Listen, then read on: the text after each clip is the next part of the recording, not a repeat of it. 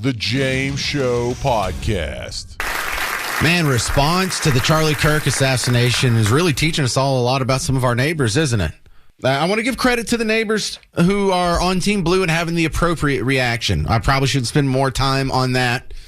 But let me throw in one example here because I have a ton of audio of the opposite. Right here, Bill Maher had a show on Friday. He's one of the most prominent Team Blue voices out there, although he doesn't always color in the line of wokeism. He's a pretty strong critic of some of the farther reaches of our lefty neighbors. But here he is, making the case that I think most are making right now. You're just not hearing a lot out of him. This has to stop, too. He went out to dinner. I wouldn't have done that. In Washington, D.C., okay, and people started to gather around him, and they were chanting, "You're the Hitler of our time." Okay, first of all, he's not Hitler, okay? An insult to everybody in the Holocaust to begin with. Second of all, calling somebody Hitler makes it a lot easier to justify things like assassination. Let's put a load of that away, shall we? Thank you. That's the appropriate reaction. The appropriate reaction is, hey, I have strong political disagreements with the way my Republican or conservative friends want to run the country, but they're still human beings and do not deserve to be assassinated. But that's not what you're hearing. You're hearing people this week doubling and tripling down. No, they're still using the term Nazi. They're still using the term fascist. They're still using a threat to democracy or a threat to our country. That has to stop. So with that, Erica Kirk, the widow of Charlie Kirk, gave an absolutely heartbreaking press conference over the weekend where she promises to continue her husband's work. The evildoers responsible for my husband's assassination have no idea what they have done. They killed Charlie because he preached a message of patriotism, faith, and of God's merciful love. But they should all know this. If you thought that my husband's mission was powerful before, you have no idea. You have no idea what you just have unleashed across this entire country and this world. You have no idea. You have no idea the fire that you have ignited within this wife. The cries of this widow will echo around the world like a battle cry. Boy, that's powerful stuff. 800-288-9227. Larry in Dallas, you're on WBAP. Hi, James. Something that has occurred to me over the weekend with all these wacko liberal people that are celebrating Charlie's death. Generally speaking, as a group, aren't they opposed to the death penalty on general principle? Oh, not for you. Not for people who believe an entirely mainstream, moderate Republican position. When these, you realize, Larry, when these people were criticizing, like, hey, the positions he's held are the reasons why we're indifferent or even celebrating his murder. This is pretty much what you believe, Larry. They're saying this about you. When they say this about Charlie Kirk, they're saying this about half of the country. They're saying this by about what, 56, 60% of the country believes what Charlie Kirk believes? Yeah, but, but they still, are opposed to the death penalty on general principles, like that case up in McKinney or Allen where the one student killed the other, and all of a sudden, thousands of dollars being raised on a GoFundMe for the defense. I mean, it baffles me, the thought process of that other side. Well, George Orwell called it doublethink. It is entirely necessary for these guys because you also have to remember the doublethink on a long enough time scale. People who are at least my age, they all remember when Barack Obama got elected in 2008, and I played this last week. I can play it again if you want. He was against gay marriage.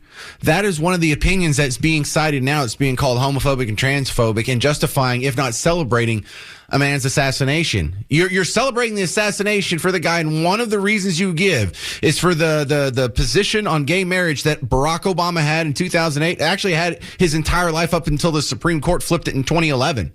But this is now a death penalty offense. This is now a justifiable homicide if you hold such hateful beliefs when they were your beliefs, not you, but the people, the critics, when they were your beliefs just 15 years ago.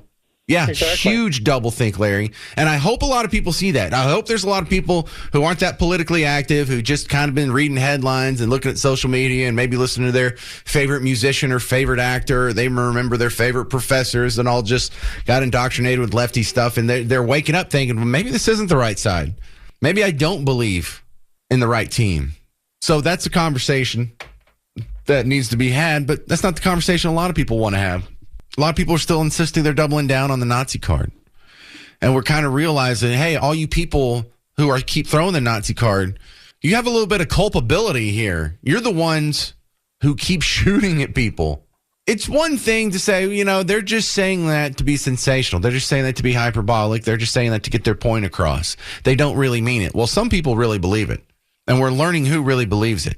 And what was it, a Voltaire quote? Once you get people to believe absurdities, you can get them to commit atrocities. And so here we are. If you can get people to believe they're literally fighting Hitler, it's not really a far step from them arming up and shooting at us. This has got to stop. Charlie Kirk's not an extremist. He had a pretty moderate, mainstream Republican opinion on most issues. And if you're excusing this, then you're excusing violence committed against half the country. That should be an untenable position. So, J.B. Pritzker was saying, dude, I have never called Republicans Nazis. Don't you ask me if I have any culpability in this or if I need to tone it down. I've always been well behaved. You have called Republicans Nazis. No, I have not. That is completely false. I have never called Republicans Nazis. I'm glad you cleared that up because there are some. Well, that's what they'd like to say. They're lying. They're lying. I'm going to ask you to ask you. Well, that's not what I called them. The punk reporter, too. You almost think, hey, what a great reporter. She's holding him to account.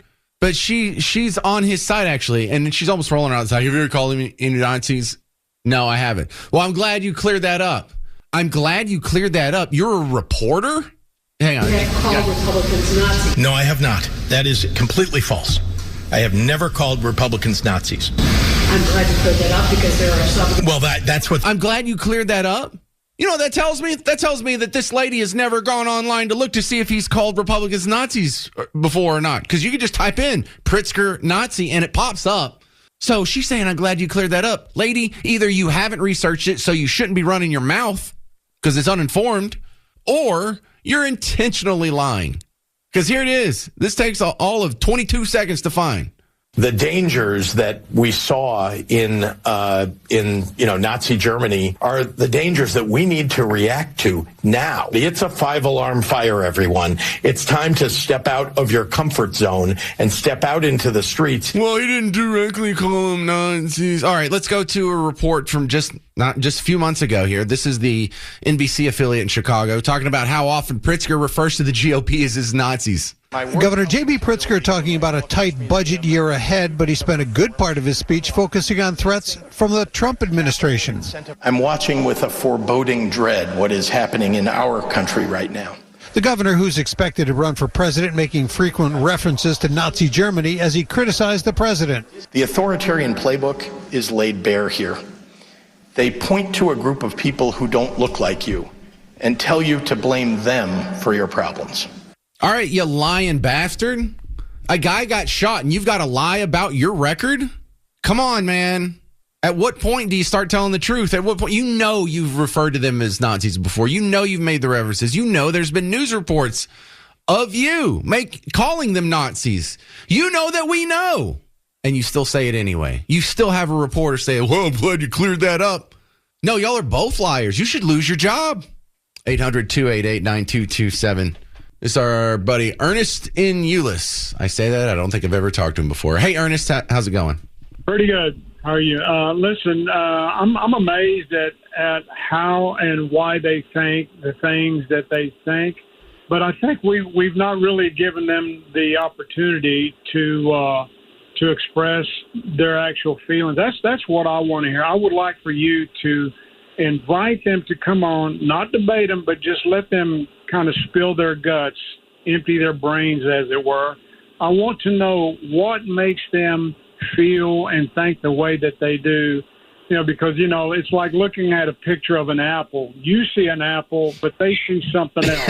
Okay? Yeah, it's like a Rorschach test. Yeah. Yeah. So really, that's what I would ask of you, is to challenge them to come on, don't debate them, just pick their brains, because I am amazed at these, and now these are really educated people. But for them to look at Charlie Kirk and say he's evil, that's insane. Well, Ernest, let me go ahead and relay it right here in front of your face. Hey, anybody who wants to from the other side, just call in right now and give me your side of this story. Am I getting something wrong? I would love to hear your reaction. I would love to hear how you justify this guy's assassination, or how you minimize it, or how it's okay in your eyes because you think he's literally Hitler. No one's going to call in, though, Ernest. I mean, how many times, seriously, Garrett, how many times have we invited Jasmine Crockett or any of these other local Democrats on? Yeah, it's a pretty regular thing. They don't come on. We have there's one cool guy that's the Tarrant County Democrat president. I'll give him credit. I forgot his name though, but he'll come on. It's scarce, but most of them don't come on. Yeah, and unfortunately they don't. And I guess in a way for us, thank God that they don't have a radio station. But I wish they would, so I can hear, how they logically think. Oh, they do. They do. It's called NPR. You're subsidizing it. Oh, gosh. I forgot about that. Yeah. All right. Well, listen, thanks, James. I appreciate what you're doing, man. You're doing great work. Well, thank you, sir. Just terrible circumstances to meet you, Ernest. This is, do I have time? No, I don't have time for another one. All right. Look, we got some good callers lined up, but we're continuing just marveling at the reaction to Charlie Kirk's assassination. You would have thought a week ago when this happened almost that aside from a few fringe weirdos like a Jeremiah Wright or something, that everyone would agree this is a bad thing. No, you just learned painfully over the weekend how many people out there are okay. They're excusing half of the country experiencing violence. It was on the 12th, which would be Friday, that the Texas Education Agency sent out a letter to all the superintendents in Texas. It says, "Dear superintendents, TEA has been made aware of some Texas public school educators that have posted and or shared reprehensible and inappropriate content on social media related to the assassination of Charlie Kirk. These educators' comments do not reflect the mass majority of Texas teachers, yada, yada, yada." Let me skip down to the end here because it's kind of long. If you are made aware of additional instances of inappropriate content being shared, it should be reported to the agency through TEA's misconduct reporting portal. Commend the swift action taken by the blah, blah, blah. That's Mike Morath, Commissioner of Education in the state of Texas, as reported by the Texan on Friday. Well, let's fast forward. Now we have the TEA is reporting, again, this is via the Texan, that they've gotten around 180 complaints related to the letter that was just reported on last Friday of reprehensible content shared about Charlie Kirk. And now the TEA is saying all educators held to the high standard of professionalism. There is a difference between comments made in poor taste and those that call for and incite further violence, the latter of which is clearly unacceptable. TEA's Educator Investigations Division has already begun. We're going to round up a posse and get them. Are we going to get them? Wouldn't you like to see 180 people lose their jobs over this? Oh, I thought you were against cancel culture. That's what a fascist would do. I thought you were for the party of free speech is trying to cancel people for their free speech. No, it's not for free speech. It's that you've demonstrated that you're not qualified for the job. Like if someone said, "Hey, I'm a pedophile. I sure do love little kids." Wouldn't you say, "Well, you're no longer qualified to work at a preschool," right? Makes sense. Or public school, any school. Well, here we have people admitting, and it's not a lot. We have 5.5 million students in Texas. 180 teachers and administrators rolled up into that. Drop in the bucket. They won't be missed. But it will let you know that there is a line that can be crossed. If you are not upset, and in fact, if you are heartened or even celebratory of Charlie Kirk being assassinated for holding the same beliefs as half of your students, that's a problem. It's not that you said something I disagree with. It's that you demonstrated you have an inhumane connection to half of the country. You understand that? So then Greg Abbott, 6 minutes ago, well, now it's 10 minutes ago. So Greg Abbott just 10 minutes ago tweeted this. The Texas Education Agency is investigating Texas teachers whose actions called for or incite violence following the Charlie Kirk assassination. those educators, more than 100, will have their teacher certification suspended and be ineligible to teach in a Texas public school. Oh, my goodness. FAFO, right? And that thing we got to live under now? We're all at each other's throats here. So what do you think about that? 800-288-9227. 800-288-9227. Would you like to see 180 teachers and administrators lose their jobs? Jim in College Station, you're on WBAP. James, my thought is, one is on Pritzker. I think the comment was made for AI so that when people do searches, did Pritzker say this, it'll have some way to void out his previous comments. That's one. How would that work? How would that work?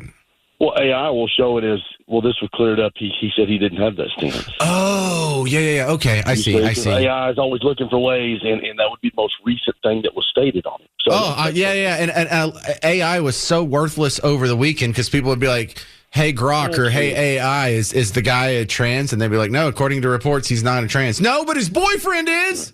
Anyway, go ahead. Right. So, and then the next part is, the left has used the court of law in so many ways to go after conservatives.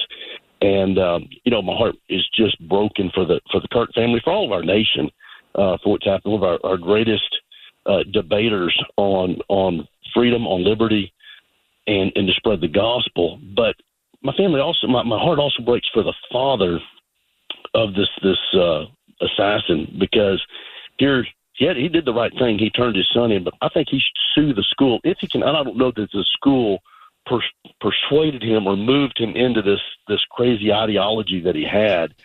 But if he could figure out who caused his son to go down this path. Well, yeah. I mean, that's really hard, though, because... I agree, but I'm just saying it doesn't hurt to start trying to clean out some of this rot that's in our universities, if that's where it came from. I don't know that it did, but, boy, they sure go after, anything they can. And, man, what a terrible situation it's been for the Kirk family, for our whole nation. And we're going to hurt for a long time over this. So maybe we can clean some rot out that's caused some of these things. Jim in College Station, I was thinking about the dad situation too, because that's something you think of as a parent. What if your kid came to you, with a bloody glove or whatever, and committed murder? Would you help him get away with it? Would you turn him in? So yeah, have to. I mean, I say that. And it sounds easy when I'm saying that, but when I'm in this, if I'm in the situation and my kid said, "Hey, I killed somebody. What should I do?" And I'd be like, "Well, what were the circumstances? Did they deserve it?" It's tragic. It is tragic. It is. But my heart breaks for him. But I think, man, just a way to go to clean out the rot. I've got two daughters that have been in the university system, and there's plenty of this stuff to go around in our high schools as well. Well, you sound like you're okay with 180 teachers losing their jobs for ghoulish potent. Me too. Absolutely. James, thank you. Hey, thanks for hanging on and calling in, Jim. That's Jim in College Station, knocking it out of the park. Like a Brandon Aubrey kick, baby. That was a good call. The reaction to the Charlie Kirk assassination really exposed some people that you didn't know existed. I mean, we've got to share a society with people who thinks that holding what's probably pretty close to your political opinions minimizes or even makes your death celebratory. That should be a big fat yikes, shouldn't it? Shouldn't that be of concern? Because the justification that you've been seeing over the weekend, well, he said some really horrible things. He was a racist, sexist, bigot, homophobe. What do you expect? Well, hang on. Even if the worst case scenario is true, have you seen any of the videos where they trying to make the compilations of Charlie Kirk supposedly saying awful things? Even if the worst case scenario and what he says isn't something taken out of context and misconstrued to believe something he doesn't, it's still not worth being shot in the neck. It's still not worth your life. You still don't deserve to die, even in the worst case scenario of your just explicitly, purposefully dishonest videos. And what do you have? Well, he went around hurting people's feelings, so he's a bad guy. So these people need to learn a lesson. You can't just run around and saying evil things and not expect evil to come back to you. Excuse me. What is the worst thing you have against Charlie Kirk? Words? Because when he's talking about the left, or when he's talking about the extreme left, or the woke people who are out of control, look who we've got. You know, they're trying to tie this in. You've got right-wing violence all over the place. You had the Minnesota people that were assassinated back in June. And it's like, okay, what else do you have? I mean, you can try and claim the Buffalo and El Paso grocery store shooters. That doesn't work. What else do you have? You have an abortion clinic bomber like 20 years ago. You have Timothy McVeigh in the 90s. So, yeah, about once every 10 years or so, some right-winger will pop off and do an act of violence. Just this year, we have you beat. We have the shooting at the ambush at the ICE facility in Alvarado. How many people were involved with that? Like 9? 9? Well, that already outnumbers all of the right-wing violent actors and your entire life. There was 9 in that one event. There was 2 people involved in Oklahoma City, 1 dude in the abortion bombing, 1 dude who acted alone in the assassination of the Minnesota state reps earlier this year. Total tragedy. Terrible person. But there you go. We've got, 4 people on our side that have gotten violent in the last 40 years.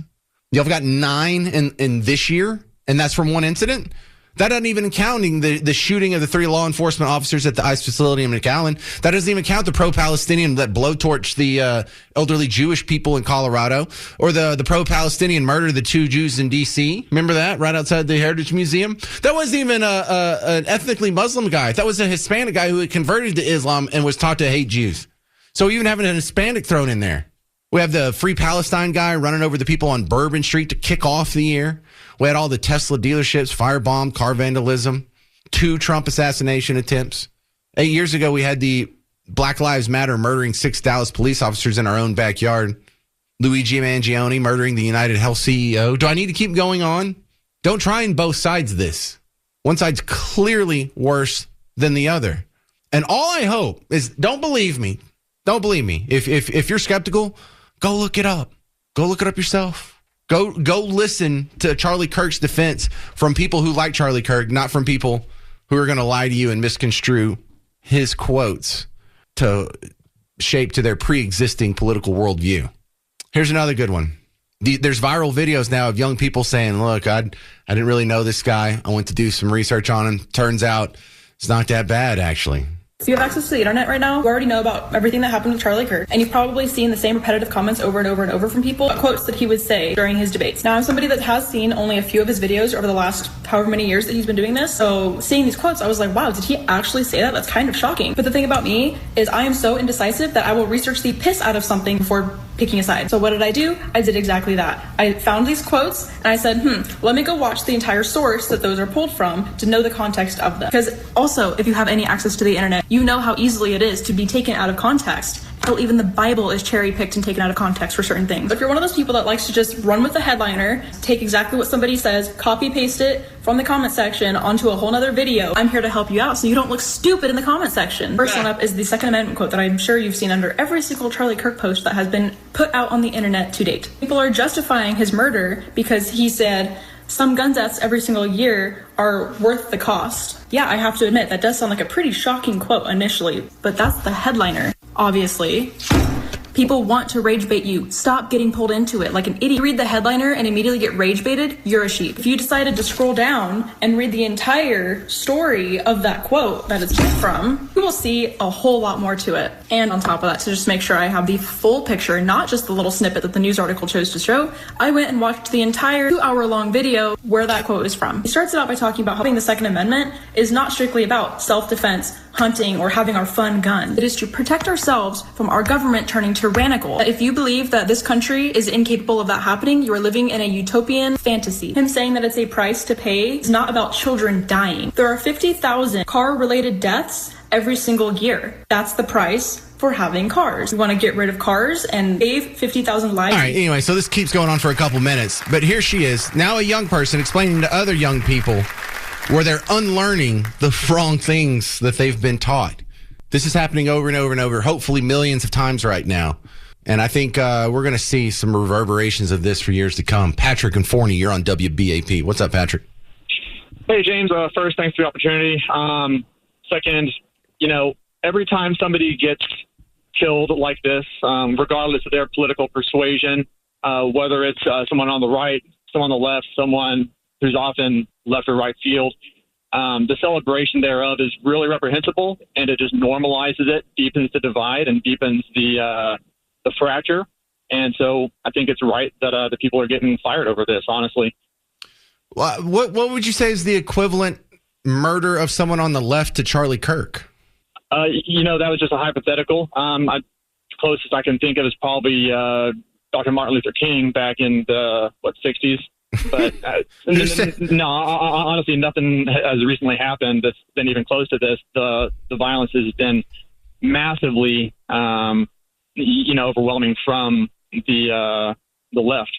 Oh, I agree. If I had any examples of left-wingers being assassinated, I could look at their reactions from right-wingers on it and make a comparison. But we don't even have any material to work off of. So maybe we're not better. We just hadn't been presented with such a situation because we're not killing the other side. Yeah, I had a pull from the 60s.